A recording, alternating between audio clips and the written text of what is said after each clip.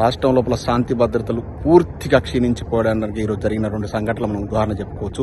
మహిళా జర్నలిస్ట్ అయినటువంటి senior journalist Vijaya Reddy గారి మీద, ఆవుల సరిత మీద ఇవాళ కాంగ్రెస్ గుండాలు స్వయంగా పోలీస్ స్టేషన్ దగ్గరికి కూడా వచ్చేసి వాళ్ళ మీద దాడి చేయడం అనేది అత్యంత హేమైన చర్య.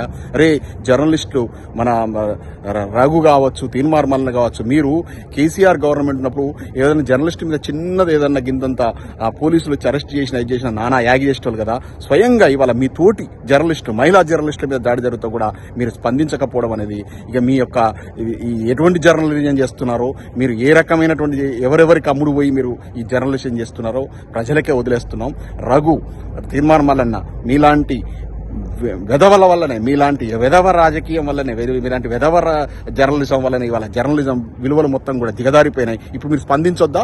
తోటి మహిళా జర్నలిస్టుల మీద జరిగింది స్వయంగా పోలీస్ స్టేషన్లో మహిళా జర్నలిస్టుల మీద కాంగ్రెస్ గుండాలు దాడి చేయడం అనేది అత్యంత హేమైన చర్య. అదేవిధంగా సూర్యాపేట జిల్లా తుంగతుర్తిలో రుణమాఫీ కోసం పోరాటం చేసిన రైతులు, బీఆర్ఎస్ నాయకుల మీద కాంగ్రెస్ గుండాలు బహిరంగంగా వచ్చేసి పొగ బాంబులు ఉపయోగించేసి దాడి చేయడం కిరాతకమైనటువంటి దుర్మార్గమైనటువంటి చర్య. ఇది ఆటవికమైనటువంటి చర్య. ఇలాంటివన్నీ మన సభ్య సమాజం, మన తెలంగాణ సమాజం సహించదు. ఎందుకంటే తెలంగాణ అంటేనే పోరాటాల గడ్డ. ఎప్పుడు కూడా ఎన్నో పోరాటాలు చేసి ఎన్నో సాధించుకున్నటువంటి ప్రజలు మొత్తం గమనిస్తున్నారు. మన సందర్భం మనం ఎన్నో చూసినాం మన చరిత్ర లోపల. ఇవాళ మీరు చేస్తున్నటువంటి యాగి అంతా అయితే కాదు, కాంగ్రెస్ వస్తేనే శాంతి భద్రత దెబ్బతింటాయడానికి ఇప్పుడు ఇదొక ప్రత్యక్ష. గత 9 నెలల నుంచి రాష్ట్రం లోపల నిత్యము రేపులు, ఈ యొక్క దురాగతాలు, దొంగతనాలు, రౌడీయిజాలు పెచ్చురిల్లిపోయినాయి. స్వయంగా హోంమంత్రిత్వ శాఖను ముఖ్యమంత్రిగా అది పర్యవేక్షిస్తున్నా కూడా ఆ యొక్క నిర్వహణ అనేది లోపల పూర్తిగా కాంగ్రెస్ ప్రభుత్వం వైఫల్యమైంది.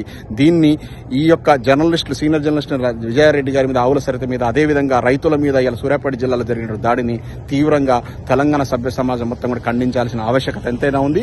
దీని అందరం కూడా మనం ఇంకా సమర్థవంతంగా ఎదుర్కోవడానికి ఎన్నో పోరాటాలు చేయాలి.